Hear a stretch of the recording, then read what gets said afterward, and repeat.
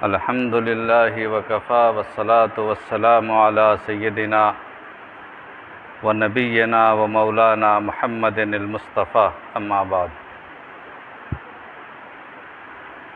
اعوذ باللہ من الشیطان الرجیم بسم اللہ الرحمن الرحیم وَيُؤْثِرُونَ عَلَىٰ أَنفُسِهِمْ وَلَوْ كَانَ بِهِمْ خَصَاصَةٌ وَمَنْ يُوقَ شُحَّ نَفْسِهِ فَأُولَٰئِكَ هُمُ الْمُفْلِحُونَ۔ صدق اللہ العظیم۔ محترم بزرگوں اور بھائیوں اور عزیزوں،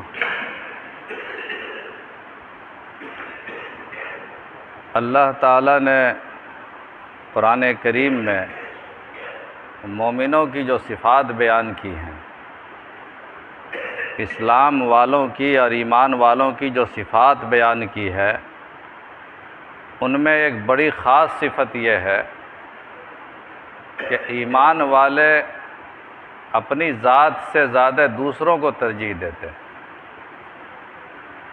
صاحب ایمان اور بے ایمان، ان دونوں میں فرق یہ ہے کہ جو بے ایمان ہوگا اس کو اپنی ہی ذات زیادہ عزیز ہے، زیادہ پیاری ہے، اپنا ہی کام زیادہ پیارا ہے، اپنی ہی چیز زیادہ اچھی ہے، دوسروں سے کوئی مطلب نہیں، مرے یا بچے۔ اور جو صاحب ایمان ہوگا وہ اپنے سے پہلے دوسرے کو ترجیح دے گا اور اپنے کام سے زیادہ ترجیح دوسرے کے کام کو دے گا۔ دوسرے کا کام، دوسرے کی شخصیت، دوسرے کے مقاصد وہ زیادہ اہمیت رکھتے ہیں اس کے سامنے اپنے کام کے مقابلے میں۔ قرآن کریم کہتا ہے کہ ایمان والے ہمیشہ اپنے علاوہ دوسروں کو ترجیح دیتے ہیں، چاہے اپنا کچھ نقصان ہی کیوں نہ ہو۔ یہ ایمان والوں کی خصوصیت ہے۔ اللہ تعالیٰ ایسے ہی لوگوں کو صاحب ایمان قرار دیتے ہیں جو ان صفات کے حامل ہیں۔ اگر مسلمان بھی خود غرض ہو جائے، اگر مسلمان بھی مطلب پرست ہو جائے تو اس میں اور کافروں میں کوئی فرق نہیں۔ اسی لیے حدیث میں آتا ہے کہ اللہ کے نبی صلی اللہ علیہ وسلم نے ارشاد فرمایا کہ اگر تمہارے گھر میں کوئی سبزی بن رہی ہو، تمہارے گھر میں اگر گوشت بن رہا ہو اور اس کی خوشبو بازو میں پھیل رہی ہو اور بازو میں بھوک ہو، ان کے پاس کوئی انتظام سالن کا نہ ہو یا ہو بھی تو اتنا اچھا انتظام نہ ہو، تو شوربہ ہی بڑھا دو، کم سے کم وہاں تحفے میں شوربہ ہی بھیج دو۔ اپنے سے اوپر دوسرے کو بنانا، یہ ہے ایمان والوں کی خصوصیت۔ دوسروں کو نظر انداز کرنا، دوسرے دریا میں جائیں، ڈوب جائیں، کوئی مطلب نہیں، یہ ہے کافروں کی صفت۔ اسی سے ایمان میں اور کفر میں فرق ہوتا ہے، امتیاز بنتا ہے کہ صاحب ایمان ہمیشہ دوسروں کو ترجیح دیتے ہیں۔ قرآن کریم نے کہا ہے کہ وَيُؤْثِرُونَ عَلَىٰ أَنفُسِهِمْ وَلَوْ كَانَ بِهِمْ خَصَاصَةٌ، جو صاحب ایمان ہے وہ اپنے آپ پر دوسرے کو ترجیح دیتے ہیں، چاہے ان کا اپنا نقصان ہی کیوں نہ ہو جائے۔ اور جو انسان کے اپنے نفس کی شرارت اور اپنے نفس کی خست اور خباثت سے بچ جاتا ہے، وہی انسان کامیاب ہے۔ یہ قرآن کریم کا ارشاد ہے۔ دوستو، اس دور میں، جس دور میں ہم جی رہے ہیں، یہ خود غرضی کا دور ہے، یہ مطلب پرستی کا دور ہے۔ ہر انسان اپنی ہی فکر لیے ہوئے بیٹھا ہے، کل حزب بما لدیہم فرحون۔ ہر انسان اپنے ہی فکر میں، ہر انسان اپنے ہی سوچ کی دنیا میں مگن ہے، ان کو دوسروں سے کوئی مطلب نہیں ہے۔ تو ہمارے درمیان اور پچھلے بزرگوں کے درمیان، سلف صالحین کے درمیان کتنا بڑا فرق ہو گیا۔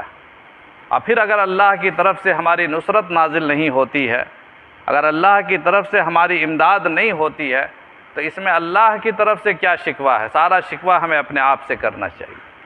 صحابہ کرام نے یا ہمارے سلف صالحین نے یا ہمارے بزرگوں نے جو دین یہاں تک پہنچایا ہے، جو ایمان ہم تک پہنچا ہے، انہی بزرگوں کے ایثار اور قربانی کے نتیجے میں پہنچا۔ اگر وہ حضرات بھی یہی سوچا کرتے کہ ہمیں دوسروں سے کیا مطلب ہے، ہمیں اپنی ہی دنیا عزیز ہے، اپنی جان بچاؤ، اپنا مال بچاؤ، اپنے بال بچوں کی فکر کرو، تو آج یہ دین ہم تک نہیں پہنچا ہوتا۔ اور اللہ کے نبی کی دعوت جو عالمگیر بنی ساری دنیا میں پہنچی اور وہ زمین کے خطے خطے تک پہنچی، اور ہر بر و بحر شجر و حجر نے اس آواز کو سنا، یہ نہ پہنچا ہوتا۔ کیا ضرورت تھی صحابہ کرام کو اپنا گھر چھوڑ کر، اپنا وطن چھوڑ کر دنیا کے دوسرے علاقوں میں جانے کی یا وہاں جا کے بس جانے کی؟ کتنے صحابہ کرام ہیں جو حجاز مقدس کی سرزمین کو چھوڑ کر، مکہ اور مدینہ جیسے ارض مقدس کو چھوڑ کر وہ مصر جا کے بس گئے، افریقہ چلے گئے۔ کتنے صحابہ کرام کے بارے میں خبر آتی ہے، تابعین کے بارے میں خبریں ہیں کہ وہ ہندوستان چلے آئے۔ کہاں نہیں پہنچے یہ صحابہ کرام کا قافلہ؟ اللہ کے نبی صلی اللہ علیہ وسلم نے ان کو ذمہ داری دی تھی کہ تم صاحب ایمان ہو، اور صحابیت کی بنیاد پر تمہاری پہلی ذمہ داری یہ ہے کہ جن لوگوں تک آج یہ میں پیغام پہنچا رہا ہوں وہ ان لوگوں تک پیغام پہنچائیں جو یہاں موجود نہیں ہیں۔ اگر صحابہ کرام نے بھی خود غرضی کا مظاہرہ کیا ہوتا معاذ اللہ، اور انہوں نے یہ قربانیاں نہ دی ہوتی، تو آج دنیا میں یہ ایمان کی بہار جو نظر آتی ہے نہ نظر آتی۔ یہ دور چاہے کوئی بھی انسان غور کرے، ہر انسان، کہ اسے اپنی ہی ذات پیاری، اپنا کام پیارا، اور اپنے ہی چیزوں سے اسے مطلب ہے، دوسروں سے کوئی مطلب نہیں۔ یہ ختم کرنے کی ضرورت ہے۔ قرآن کریم کہتا ہے کہ یہ نفس کی خباثت ہے اور نفس کی شرارت ہے، اور جب تک انسان اپنے نفس کی شرارت سے آزاد نہیں ہوگا وہ کامیاب نہیں ہو سکتا۔ وَمَن يُوقَ شُحَّ نَفْسِهِ فَأُولَٰئِكَ هُمُ الْمُفْلِحُونَ، جو انسان اپنے نفس کی شرارت سے بچتا ہے وہی انسان کامیاب ہوتا ہے، اور جو نفس کی شرارت سے نہیں بچتا ہے وہ کبھی کامیاب نہیں ہو سکتا۔ قرآن کریم کا یہ صاف اعلان ہے۔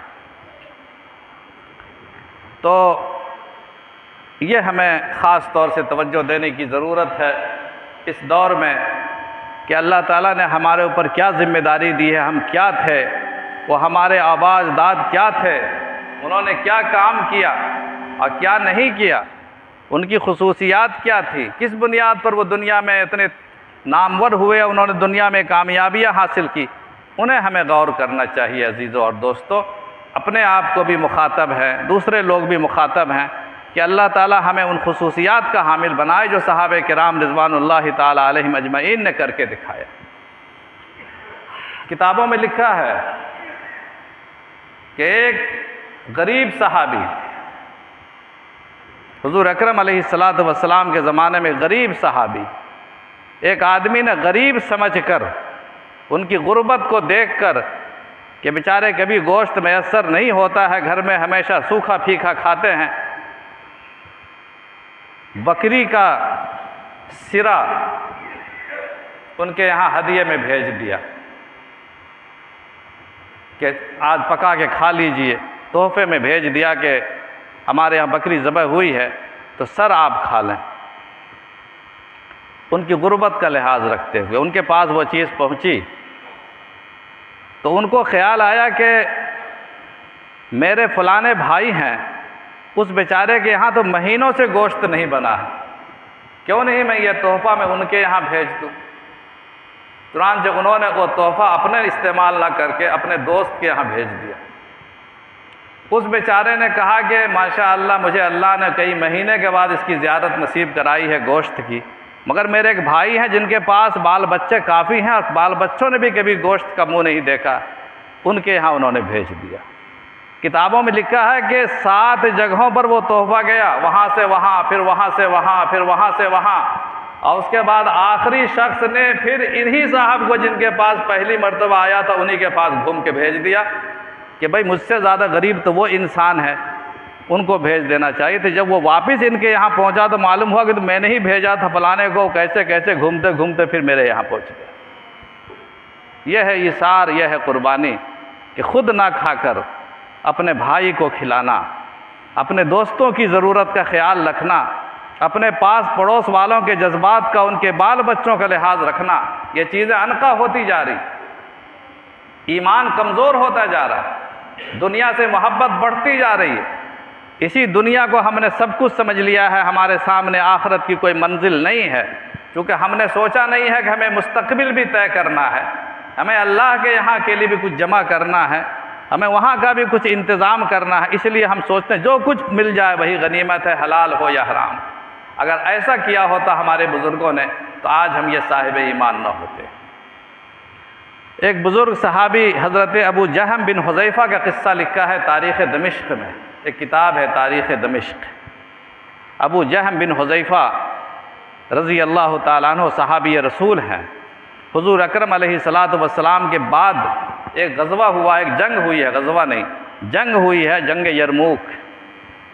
اس جنگ یرموک میں کا قصہ انہوں نے سنایا، نقل کیا کہ میرے چچے زاد بھائی بھی اس جنگ میں شریک تھے۔ جنگ ختم ہو گئی تو اپنے سارے لوگ واپس آ گئے، ہمارے بھائی واپس نہیں آئے۔ تو میں نے سوچا کہ اپنے بھائی کی تلاش اس جنگ کے میدان میں جا کر کروں کہ پتہ نہیں شاید زخمی ہوں یا مر چکے ہوں تو لاش مل جائے۔ وہ وہاں سے پانی کا ایک مشکیزہ، پہلے زمانے میں مشکیزہ چمڑے کا ہوا کرتا تھا جس میں پانی بھر کے لوگ ساتھ میں رکھتے تھے تاکہ جہاں ضرورت ہو اس کو پانی پیا جائے، پلایا جائے۔ تو انہوں نے پانی کا مشکیزہ جیسے آج کے زمانے مان کے چلیے کہ جگ لے لیا اور لے کر کے ساتھ میں چلے میدان میں کہ اگر وہ زخمی حالت میں ہوں گے، زندہ ہوں گے تو مرنے کے وقت میں، روح نکلنے کے وقت میں حلق میں خشکی پیدا ہوتی ہے، ان کو پلائیں گے پانی۔ چنانچہ وہ یہاں مشکیزہ لیے ہوئے میدان جنگ میں پہنچے، تلاش کرتے کرتے آخرکار دیکھا کہ ایک جگہ کچھ زخمیوں کی قطار لگی ہوئی ہے، وہاں پہنچے، تلاش کرتے میرا بھائی مل گیا۔ بھائی جاگنے کی کیفیت میں تھا، زندہ تھے، اب پیاس سے ان کے حلق میں کانٹے پڑ رہے تھے، سوکھا پڑ رہا تھا، کہہ رہے تھے پانی پانی، چلا رہے تھے، بول رہے تھے کراہتے ہوئے پانی پانی۔ یا قریب پہنچے تو میرا بھائی ہے۔ میں نے پانی کا مشکیزہ لیا، کہا کہ پانی پئیں گے؟ کہا کہ ہاں پانی کی پیاس لگی ہے، بہت زیادہ پانی کی پیاس ہے۔ ابھی پینا، میں پانی پلانا ہی چاہتا تھا کہ بغل میں ایک دوسرے زخمی نے کراہ کی، آہ کی اور کہا کہ آہ پانی۔ انہوں نے کہا پہلے ان کو پلا دو۔ وہ حضرت ہشام تھے، وہ بھی زخمی پڑے ہوئے تھے اور جاں کنی کی کیفیت میں تھے۔ وہ فرماتے ہیں حضرت ابو جہم بن حذیفہ کہ میں ان کے پاس پہنچا پانی پلانے کے لیے، تو وہ بھی، میں نے پوچھا پانی پئیں گے؟ کہاں پانی پیوں گا۔ پانی جیسے ہی پلانا چاہتا تھا کہ بغل میں ایک تیسرا آدمی تھا، اس کی کراہ کی آواز آئی، اس نے بھی پانی مانگا، آہ پانی۔ کہا پہلے ان کو پلائیے۔ یہ بیچارے فاصلے پر تھے، وہاں چل کے جیسے ہی وہاں پہنچے تو وہاں پہنچنے تک ان کا انتقال ہو چکا تھا۔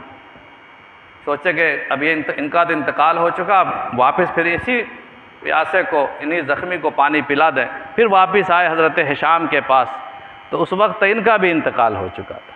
پھر سوچے کہ اپنے بھائی کو پلا دیں جن کو چھوڑ کے آئے تھے، تو وہاں پہنچے تو ان کا بھی انتقال ہو چکا۔ یہ ہے ایثار۔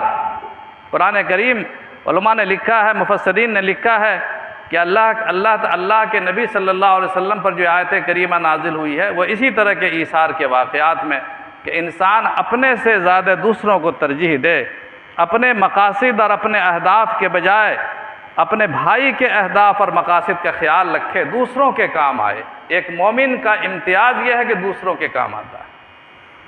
اسی لیے ایک بار اللہ کے نبی صلی اللہ علیہ وسلم نے ارشاد فرمایا، صحابہ کی مجلس تھی، صحابہ کرام سے حضور اکرم علیہ السلام نے پوچھا کہ یہ بتاؤ کہ کون سا ایسا درخت ہے جو مسلمان کی طرح ہے؟ کون سا ایسا درخت ہے جو مسلمان کی طرح ہے؟ بزرگ صحابہ موجود تھے، حضرت ابوبکر موجود تھے مجلس میں، حضرت عمر بن خطاب موجود تھے اور بڑے بڑے صحابہ موجود تھے۔ تمام صحابہ تمام درختوں کا دھیان کرنے لگے، جنگل میں کون کون سے درخت ہیں، سب پر دماغ ان کا دوڑنے لگا، مگر کسی کو جواب سمجھ میں نہیں آیا۔ حضرت عبداللہ بن عمر فرماتے ہیں کہ میں بچہ تھا، عمر بن خطاب کے صاحبزادے حضرت عبداللہ بن عمر، میں بچہ تھا اور میرے دماغ میں فوراً بات آ گئی کہ وہ کھجور کا پیڑ ہے۔ مگر میں سوچا کہ بڑوں کی موجودگی میں بولنا گستاخی ہے، بڑے بڑے میرے والد موجود ہیں، سب بزرگ صحابہ موجود ہیں، میں بولوں بزرگوں کی محفل میں بے ادبی ہوگی، مگر اس لیے میں خاموش رہا۔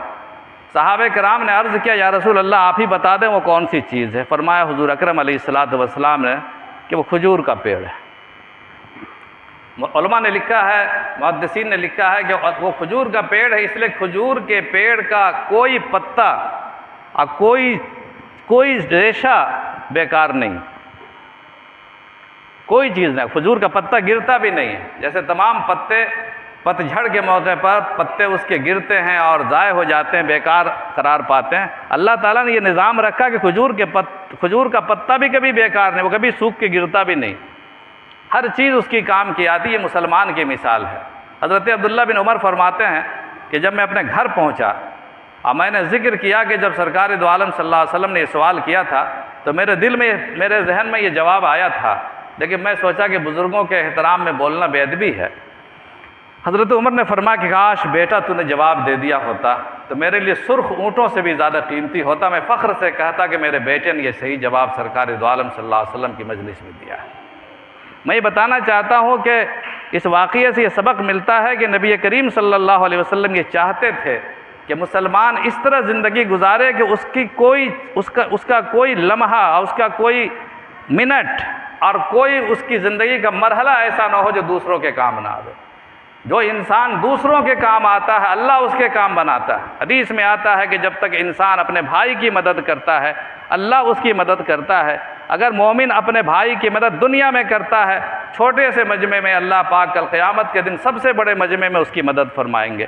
انسان کو اس فکر کو آج اپنانے کی ضرورت ہے۔ یہ خود غرضی کا جو دور ہے اور مطلب پرستی کا جو دور ہے، آج تو حال یہ ہے صاحب، شہروں میں جا کر دیکھ لیجئے زیادہ تر ہے کہ بغل میں اگر کوئی لاش بھی گری ہوئی ہے روڈ پر تو کوئی انسان اس کو پوچھنے والا نہیں ہے کہ تمہاری یہ لاش کس کی ہے، کس کی ہے۔ پچھلے سال رمضان المبارک میں ایک مولانا عالم دین جن کا انتقال ہوا، ہمارے پڑوس کے گاؤں کے تھے دلی میں، ان کا انتقال ہوا، انتقال بعد میں ہوا، وہ بے ہوش ہو کر رمضان میں گر پڑے اور سارے لوگ جان رہے ہیں کہ یہ مولانا، پہچانتا کوئی نہیں تھا لیکن عالم دین ہے، مومن ہے، ہزاروں مسلمان گزرتے تھے، کوئی متوجہ نہیں ہوا، پیاس سے تڑپ رہے ہیں، بے ہوش ہو کر روزے کی حالت میں گر پڑے۔ ایک آدمی نے ان میں سے ایک اللہ کا بندہ کوئی تھا صاحب ایمان، اس نے ان کی حالت کو دیکھ کر ان کے پاس قریب ہوا اور کاغذات دیکھ کر پھر اس میں سے فون نمبر نکلا، اتفاق سے میرا نمبر بھی تھا، مجھے فون کیا، اس نام کے آدمی ہیں، یہ آدمی ہے جو آپ کا نمبر ہے، اس میں ان کو بھیج کر اٹھوائیے اور علاج کروائیے۔ میں نے کہا کہ وہ آدمی کون ہے، میں کیسے پہچانوں کہ وہ کون آدمی، میرے پاس تو وہ تو پہچانتا نہیں۔ تو میں نے اندازے سے ایک نمبر میں نے ملایا کہ میں نے کہا ان کا نمبر وغیرہ ہے، موبائل سے بات کیجئے، تو موبائل میں تو بند ہے، آج کل کوڈ رہتا ہے، بند ہو جاتا ہے تو کھلے گا نہیں ہر انسان سے، تو بے ہوش پڑا۔ تو میں نے فون لگایا ان کو تو انداز سے، تو اتفاق سے وہی فون تھا، تو پتہ چلا کہ وہ آدمی فلاں ہے، پھر ہم نے اس کے لیے فون کیا، پھر انتظامات کیے۔ تو یہ دور ہے خود غرضی کا، بہت سے فتنے بھی ہیں لیکن ان فتنوں کے بچنے کی وجہ سے انسان ایمانی ہمدردی کھو بیٹھے اور انسان اللہ کو بھول کر کے اپنی ذات کے لیے فکر مند ہو جائے، ایسے لوگ اچھے نہیں ہیں۔ اچھا انسان وہ ہے جو اللہ تعالیٰ کے لیے، اپنے مومن بندوں کے لیے، اپنے بھائیوں کے لیے اپنی ذات کی قربانی بھی کرنا پڑے۔ تو اگر یہ دنیا اسی طرح قائم ہے، اگر یہ دنیا میں یہ نظام نہ ہو، ایسے چند لوگ بھی نہ ہو، یہ دنیا غرق کر دی جائے گی۔ ہمارے جو اعمال ہیں، ہمارے جو حالات ہیں وہ انتہائی خطرناک ہیں، اور دنیا اس قدر اللہ کو بھول چکی ہے اور اللہ کے نظام کو بھول چکی ہے کہ اللہ تعالیٰ چاہتے تھے اس زمین کو ختم کر دیتے، مگر چند ایمان والوں کی بدولت اور چند اللہ والوں کی بدولت دنیا میں کسی بھی حصے کو جو اللہ بچاتے ہیں وہ چند لوگوں کی بدولت بچاتے ہیں۔ اور ان اللہ والوں کی شان یہی ہوتی ہے کہ وہ اپنے آپ سے زیادہ اپنے بھائیوں کو ترجیح دیتے ہیں، غیروں کو ترجیح دیتے ہیں۔ یہ صحابہ کی صفت ہے، یہ اولیاء اللہ کی صفت ہے، یہ مشائخ کی صفت ہے، یہ ہمارے سلف صالحین کی صفت ہے یہ ہماری پونجی ہے، یہ ہمارا سرمایہ ہے، یہ ہمارا ایمان ہے، اور اس ایمان کو ہمیں اپنی نسلوں تک پہنچانا ہے، اپنی نسلوں تک پہنچانا ہے۔ اپنے بچوں کو عادت بنائیں کہ اپنے سے زیادہ اپنے بھائی کو ترجیح دیں۔ خود پسندی کا جو مرض ہے کہ اپنے آپ کو پسند کرنا، دوسرے کو ناپسند کرنا، یہ اسی بیماری کی بنا پر پیدا ہوتا۔ اپنے بچوں کو اپنی نسلوں تک منتقل کریں، صدقہ و خیرات کی عادت ڈالیں کہ تم صدقہ و خیرات کرو، تمہارے پاس پیسے نہ ہو دوسرے کو پیسے دو، بھوکا انسان ہو، تم بھی بھوک لگی ہے، اسے بھی بھوک لگی ہے، اپنی بھوک کو چھوڑ کر دوسرے کی بھوک کو ترجیح دو۔ جب تک یہ نظام چلتا رہے گا، اللہ کی دنیا آباد رہے گی، اور اللہ کی دنیا یہ قائم رہے گی، اور یہ بہار جو دنیا میں پھیلی ہوئی ہے پھیلی رہے گی، ورنہ یہ بہار خزاں میں تبدیل ہو جائے گی، اور پھر وہ جھکڑ آئے گی کہ نہ ہم بچیں گے، نہ ہمارا ایمان بچے گا، اور نہ ہماری جان بچے گی، نہ ہمارا مال بچے گا۔ ان ایمان والے بندے، ان اللہ والے بندوں کی قدر کرنی چاہیے۔ نہ پوچھ ان خرقہ پوشوں کی، نہ پوچھ ان خرقہ پوشوں کی، تمنا ہو تو دیکھ ان کو، ید بیضا لیے بیٹھے ہیں اپنے آستینوں میں۔ تمنا درد دل کی ہو تو کر خدمت فقیروں کی، تمنا درد دل کی ہو تو کر خدمت فقیروں کی، نہیں ملتا یہ گوہر بادشاہوں کے خزینوں میں۔ اللہ تعالی ہمیں کہنے سے زیادہ اور سننے سے زیادہ سمجھ عطا فرمائے اور عمل کی توفیق عطا فرمائے۔ وآخر دعوانا ان الحمد للہ رب العالمین۔